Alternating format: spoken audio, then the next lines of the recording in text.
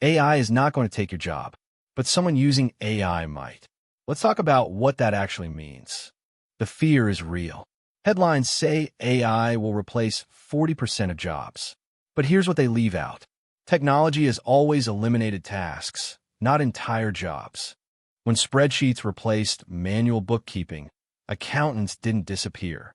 They became more valuable because they could analyze data instead of just recording it. AI is the same shift.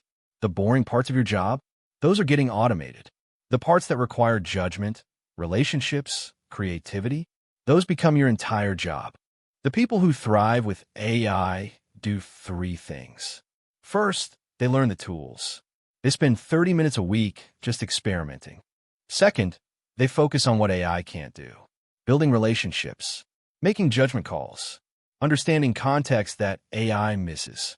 Third, they become the person on their team who knows how to use AI. That person gets promoted. That person becomes essential. Think of AI as a multiplier. A great employee with AI becomes a superstar. A mediocre employee with AI is still mediocre.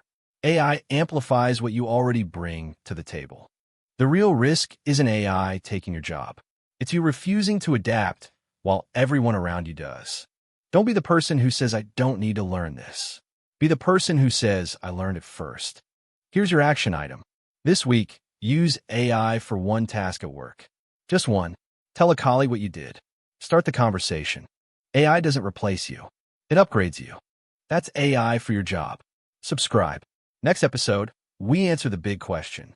Is your data safe when you use AI? AI University. Episode 6 complete.